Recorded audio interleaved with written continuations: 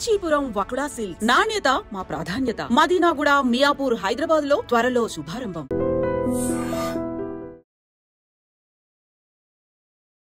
Hi, hello, నమస్తే, welcome back to iter media. ఈరోజు మనతో ఉన్నారు యాంపీ సర్టిఫైడ్ మ్యూచువల్ ఫండ్ డిస్ట్రిబ్యూటర్ అయిన శ్రీనివాస్ రెడ్డి గారు. ముఖ్యంగా ఇండియాలో చాలామందికి ఇన్వెస్ట్మెంట్స్ అనగానే అంత ఐడియా ఉండకపోవచ్చు. దానికి మెయిన్ రీజన్ ఇన్వెస్ట్మెంట్స్కి అనగానే లక్షల్లో చేయాల్సి ఉంటుందేమో, లేకపోతే వేలలో చేయాల్సి ఉంటుందేమో అని. కానీ ఇది తప్పు. దీనికంటే కూడా ఒక better investments lower middle class వాళ్ళు కూడా చాలా కంఫర్టబుల్గా చేసుకునే ఆప్షన్స్ నా దగ్గర ఉన్నాయి అని చెప్తున్నారు శ్రీనివాస్ రెడ్డి గారు. అవేంటో తెలుసుకుందాం. నమస్కారం సార్. నమస్తే సార్. ఇంట్రోలో చెప్పిన విధంగా ఇండియాలోనే కాదు, ముఖ్యంగా తెలుగు రాష్ట్రాల్లో చాలామంది నెలకి ఒక 20,000, 30,000 సంపాదనలోనే ఉన్నారు. అవును. వీళ్ళు ఫైనాన్షియల్గా స్టేబుల్ అవ్వడం చాలా ఇంపార్టెంట్ కంట్రీకి, వాళ్ళ ఫ్యామిలీస్కి కూడా. అయితే వీళ్ళు వేలలో కూడా ఇన్వెస్ట్ చేయలేని పరిస్థితిలో ఉన్నారు. మరి వీళ్ళు కూడా వాళ్ళ పిల్లల్ని బాగా చదివించుకోవాలని, వాళ్ళ పిల్లల పెళ్ళిళ్ళు బాగా చేయాలని ఉంటుంది కదా. అవును. మరి వీళ్ళ కోసం మీ దగ్గర ఎలాంటి సొల్యూషన్ ఉందంటారు?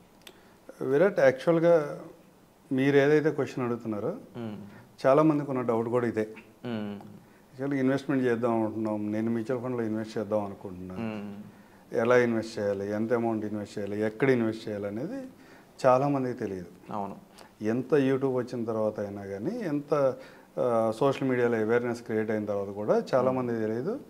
తెలిసిన చేద్దామని ట్రై చేస్తుంటే కేవైసీ ప్రాసెస్ వల్ల కానీ, ఇంకా రకరకాల ప్రాసెస్ వల్ల, లేదా మార్కెట్లో ఉన్న బజ్, రకరకాల ఫండ్స్ కనపడతా ఉంటాయి.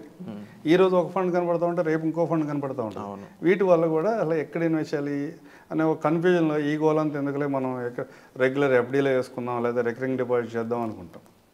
సహజంగా ఇండియాలో ఉన్న ఒక అలవాటు ఏంటి అంటే, ఒక పిల్ల పుట్టిందా, పిల్లాడు పుట్టాడా, లేకపోతే పిల్లలకి జాబులు వచ్చినాయా, ఒక ఇన్సూరెన్స్ ప్లాన్, ఒక ఎల్ఐసి తీసుకుంటే, ఒక ఇన్సూరెన్స్ ప్లాన్ తీసుకుంటే వాళ్ళు భవిష్యత్తు బాగుంటుంది అని అనుకుంటారు. కానీ ఇన్ఫ్లేషన్ క్యాలిక్యులేట్ చేసుకున్నప్పుడు ఇన్సూరెన్స్ ప్లాన్స్ ఏవైతే ఉన్నాయో, లేదా ఎఫ్డీస్ ఏవైతే ఉన్నాయో, లేదా రికరింగ్ డిపాజిట్స్ ఏవైతే ఉన్నాయో, లేదా కొన్ని గవర్నమెంట్ స్కీమ్స్ కూడా ఇన్ఫ్లేషన్ పెద్దగా బీట్ చేయట్లేదు. ఇక్కడ ముఖ్యంగా ఇన్ఫ్లేషన్ అనగానే మీరు మరొకసారి మీకోసం చెప్తున్నానండి. ఇన్ఫ్లేషన్ అంటే ధరల పెరుగుదల. ఇప్పుడు పెట్టిన రూపాయి వాల్యూ రేపన్న రోజు, అంటే ఒక సంవత్సరం 2 సంవత్సరాల తర్వాత చాలా తగ్గిపోతూ ఉంటుంది అనమాట. ధరలు చాలా పెరిగిపోతూ ఉంటాయి. సో అది ఇన్ఫ్లేషన్ అన్నది. ఆ ఇన్ఫ్లేషన్ బీట్ చేయట్లే. ఓకే. బీట్ చేయనప్పుడు వీళ్ళు ఏం చేస్తున్నారు, అందరూ వెళ్ళి ఆ ఇన్సూరెన్స్ ప్లాన్లోనో, లేకపోతే ఎఫ్డీస్లోనో, లేకపోతే గవర్నమెంట్ స్కీమ్లోని ఇన్వెస్ట్ చేయడం వల్ల ఎండ్ ఆఫ్ ద డే వాళ్ళకి వచ్చినప్పుడు వాళ్ళ అవసరానికి ఆ మనీ సరిపోట్ల. అలాంటి వాళ్ళకి ఏంటంటే సాఫ్ట్వేర్లో ఉన్నారో, లేదా ఎక్కడైనా ఆర్గనైజ్డ్ సెక్టర్లో పనిచేస్తున్నారో, వాళ్ళకి చాలా నాలెడ్జ్ ఉంటుంది. వాళ్ళ సర్కిల్స్లో డిస్కస్ జరుగుతూ ఉంటుంది కాబట్టి వాళ్ళకి ఇబ్బంది ఏం లేదు. తెలిసి ఉంటుంది, తెలియకపోయినా తెలుసుకునే చేయగలుగుతారు. కాకపోతే పర్టికులర్గా లోయర్ మిడిల్ క్లాస్లో ఉన్నారో, లేదా ఎవరైతే ఫార్మింగ్ సెక్టర్లో ఉన్నారో, ఎవరైతే చిన్న చిన్న జాబ్లు 10,000, 15,000 చేస్తున్నారో, వాళ్ళకి మన నాలెడ్జ్ ఇస్తే కనుక వాళ్ళు ఫైనాన్షియల్గా గ్రో అయితే మనం ఈ చేస్తున్నటువంటి వీటన్నిటి కూడా మంచి ఉపయోగం ఉంటుంది. ఇలా సహజంగా మ్యూచువల్ ఫండ్ కంపెనీస్ కూడా సెబీ గైడ్లైన్స్లో డైలీ ఎస్ఐపి అని కొత్తగా ఒక స్కీమ్ని తీసుకొచ్చినాయి. ప్రతిరోజు ఇన్వెస్ట్ చేయొచ్చు. ఎక్కువ స్కోప్ ఉండొచ్చు. ఎవరికి ఉపయోగపడుతుంది అంటే, ఎంప్లాయీస్ అయితే మంత్లీ ఒకసారి శాలరీ వస్తుంది, వాళ్ళు మంత్లీ ఇన్వెస్ట్ చేసుకుంటూ వెళ్తారు, పర్టికులర్ డేట్లో చేయగలుగుతారు. కానీ అన్ఆర్గనైజ్డ్ సెక్టర్లో ఎవరైతే ఉన్నారో, చిన్న చిన్న షాప్స్లో ఎవరైతే ఉన్నారో, వాళ్ళకి డైలీ ఇన్కమ్ వస్తుంది. కానీ మంత్లీ ఒక అమౌంట్ని అక్యుములేట్ చేసి ఇన్వెస్ట్ చేద్దామంటే అవ్వకపోవచ్చు, కానీ డైలీ చేయగలుగుతారు. అలాంటి వాళ్ళకి డైలీ ఎస్ఐపి అని కూడా ఒకటి వచ్చింది. సహజంగా ఒక రోజుకు ఒక 50 రూపాయలు కనుక మీరు ఇన్వెస్ట్ చేయగలిగితే నెలకు 1,500 రూపాయలు అవుతుంది ఎవరైనా మంత్లీ క్యాలిక్యులేట్ చేసుకుంటే. ఒక 40 years కనుక మనం కంటిన్యూగా ఇన్వెస్ట్ చేయగలిగితే మీ వాల్యూ 1,95,00,000 ఉంటుంది. మేము 13% సిఏజర్లోనే క్యాలిక్యులేట్ చేస్తున్నాం. 13% సిఏజర్లో క్యాలిక్యులేట్ చేసినప్పుడు కూడా ఒక 40 సంవత్సరాలు మీరు కంటిన్యూగా రోజుకు ఒక 50 రూపాయలు ఇన్వెస్ట్ చేయగలిగితే 1,95,00,000 ఉంటుంది. దీంట్లో రోజుకి 50 రూపాయలు మీ సంపాదన నుంచి పక్కన పెట్టినట్లయితే 1,00,00,000 రూపాయలు, 1,95,00,000, ఇంకా దాదాపు 2 కోట్లు ఉంటుంది. 2 కోట్లు ఉంటుంది. సహజంగా ఏంటంటే 40 years ఎవరు ఇన్వెస్ట్ చేస్తారు, 40 years దాకా కంటిన్యూగా ఎందుకు ఇన్వెస్ట్ చేయాలి అనే రకరకాల క్వశ్చన్లు వస్తూ ఉంటాయి టైం టెన్యూర్ చెప్పగానే. కానీ ఒకటి ఆలోచించుకోండి, మీ వెనకాల ఉన్న ఆస్తులో, మీకున్న పొలాలో లేదా స్థలాలో, అవన్నీ కూడా మీరు 4-5 సంవత్సరాల క్రితం కొన్నాయి కాదు. అవును. మీ తండ్రుల్లో, మీ తాతల దగ్గర నుంచి కొన్నప్పుడు ఈరోజు కోట్లు వాల్యూ చేస్తున్నాయి, కానీ వెంటనే డే 1లోనే ఎడా చేంజ్ కాలేదు. అవును. దీంట్లో రెండో రకంగా కూడా ఆలోచించవచ్చు దీన్ని. మీరు అంటున్నారు సరే ఎవరు ఇన్వెస్ట్ చేస్తారు, ఒక 10 years 40 yearsకి పే చేయాలంటే నాకు ఆల్రెడీ 40 వచ్చినాయి, నేను 40 years ఇన్వెస్ట్ చేయాలంటే నాకు 80 వస్తాయి కదా అని.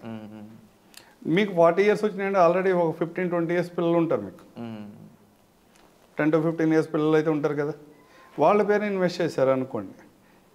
ఒక సహజంగా నేను అంటాను ఒక 40 years అనుకున్నప్పుడు ఒక 10 years ఇన్వెస్ట్ చేశారు మీరు, డైలీ 50 రూపీస్, నెలకు 1500 రూపాయలు. అక్కడి నుంచి ఇంకో నెక్స్ట్ 30 years మీరు హోల్డ్ చేయండి ఇన్వెస్ట్మెంట్ని, మీకు 1,38,00,000 వస్తుంది. లేదా ఒక 15 years ఇన్వెస్ట్ చేశారు, 15 years ఇన్వెస్ట్ చేశారు, ఇంకో 15 years హోల్డ్ 25 years హోల్డ్ చేయండి, మీకు వచ్చేది 1,25,00,000. 13% rate of yearly CAGR calculate చేసుకున్నప్పుడు మాత్రమే ఇది.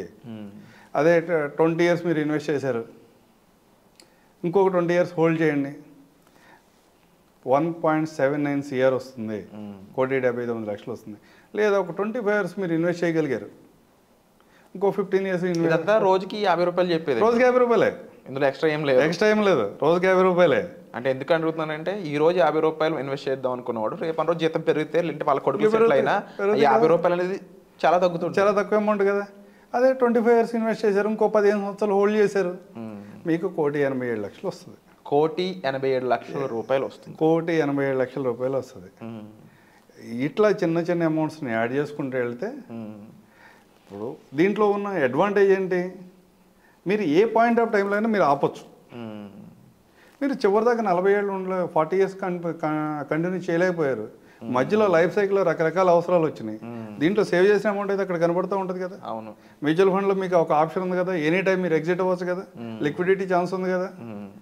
ఉండగలిగితే చివరిదాకా ఉంటారు, లేదా మధ్యలో అవసరం వస్తే కనుక పిల్లల ఎడ్యుకేషన్, మ్యారేజ్, ఇంకోటో ఉపయోగించుకోవచ్చు. ఈ ఆలోచన విధానం ఎవరికి ఉపయోగపడుతుందంటే ఒక 20 years ఏజ్లో ఉన్న పిల్లలకి రిటైర్మెంట్ కోసం, 0 ఏజ్లో ఉన్న పిల్లలకి వాళ్ళ పిల్లల ఎడ్యుకేషన్ అవసరాల కోసం. ఈ రకరకాల ఎక్స్పర్ట్స్ ఏ విధంగా ఆలోచించినా, అంటే ఇంతకుముందు ఒక 10-15 years బ్యాక్ మన ఆలోచన విధానం ఎట్లా ఉండేదంటే పిల్లలకు ఒక ఫ్లాట్స్ లేకపోతే అగ్రికల్చర్ ల్యాండ్స్ ఇవి కొనిస్తే వాళ్ళు పెరిగి పెద్ద అయ్యేపాటికి అవి కూడా విపరీతంగా పెరుగుతాయిలే అనే ఆలోచన ఉండేది. ఇప్పుడు ఆ ఎసెట్ క్లాస్లో మ్యూచువల్ ఫండ్స్ అనేవి కూడా చేరినవి. మ్యూచువల్ ఫండ్స్లో కూడా 20 years 30 years 40 years కనుక హోల్డ్ చేయగలిగితే మీకు హైదరాబాద్లోనో లేదా చుట్టుపక్కల ఏరియాల్లోనో లేకపోతే మనం తిరిగే చుట్టుపక్కల మనం ఎక్కడెక్కడైతే లివింగ్ ఉందో ఆ ఏరియాలో రియల్ ఎస్టేట్ లాస్ట్ 30-40 yearsగా మీ రియల్ ఎస్టేట్ ఏ విధంగా గ్రో అయిందో మ్యూచువల్ ఫండ్ కూడా అదే విధంగా గ్రో అవుతుంది. దీంట్లో అబ్జెక్షన్స్ ఉన్నాయి కదా. మార్కెట్ ఈరోజు మనం వీడియో రికార్డ్ చేసే టైంకి మార్కెట్ ఒక 25% 30% పడిపోయింది కదా. అలాంటి సమయంలో ఏం చేయాలంటే రియల్ ఎస్టేట్ కూడా ప్రతిరోజు పెరగట్లా, కొన్ని సంవత్సరాల పాటు అక్కడే ఉంది. ఇలాంటి అప్ అండ్ డౌన్స్ అనేవి వీటిలో మార్కెట్లో కూడా వస్తాయి. మార్కెట్లో వచ్చినా కానీ ఒక ఈక్విటీ ఫండ్ గురించి మాట్లాడితే నెలకి 10,000 రూపాయలు ఇన్వెస్ట్ చేసుకుంటూ వెళితే 30 years కంప్లీట్ అయిన ఈక్విటీ ఫండ్ ఒకటి ఇవాళ వాళ్ళ నెట్ వాల్యూ 19 crores. 10,000 రూపాయలు మంత్లీ పెట్టుకుంటే వెళ్ళాడు ఒక 30 years నుంచి. ఈరోజు 19 కోట్లు ఇన్వెస్ట్మెంట్ చేసిన amount, total amount 36 lakhs change ఉంది. అంత ఈ మధ్యలో ఏమేమి జరిగినాయి ఈ 30 yearsలో? Harshad Mehta scam, Ketan Parekh scam, sub prime, తర్వాత 2000లో వచ్చిన టెక్ బబుల్, తర్వాత సబ్ ప్రైమ్ వచ్చింది 2008లో, తర్వాత 13లో మార్కెట్ క్రాష్ అయింది, 20లో క్రాష్ అయింది, 22లో క్రాష్ అయింది. ఇవన్నీ జరిగిన తర్వాత కూడా 36 లక్షలు 19 కోట్ల దగ్గర ఉంది. ఎలాంటి భయపడాల్సిన అవసరం లేదు. మ్యూచువల్ ఫండ్ ఎసెట్ అనేది ఉన్న ఎసెట్ క్లాసెస్ అన్నిటిలో కూడా secured and transparent asset class. ప్రతి క్వశ్చన్కి అయితే సార్ ఆన్సర్ ఇవ్వడం జరిగింది. అండ్ ముఖ్యంగా రోజుకి 50 రూపాయల ఇన్వెస్ట్మెంట్ అనే ఈ కాన్సెప్ట్ ఏదైతే ఉందో వండర్ఫుల్గా ఉంది సార్. దీనిపై మరింత మీకు అవగాహన కావాలి, గైడెన్స్ కావాలనుకున్నట్లయితే మీరు డిస్ప్లే అవుతున్న నెంబర్స్ కాల్ చేసి సార్ని సంప్రదించవచ్చు. ఇక శ్రీనివాస్ రెడ్డి గారితో ఎటువంటి విషయాలు తెలుసుకుందాం, ఎలాంటి ఎపిసోడ్స్ ఆయన సార్ నుంచి మీరు ఎక్స్పెక్ట్ చేస్తున్నారు, కామెంట్ సెక్షన్లో మెన్షన్ చేసినట్లయితే ఆ ఇన్ఫర్మేషన్ని వీడియోస్ రూపంలో మీ ముందుకు తీసుకొచ్చే ప్రయత్నం చేస్తాం. Thank you so much.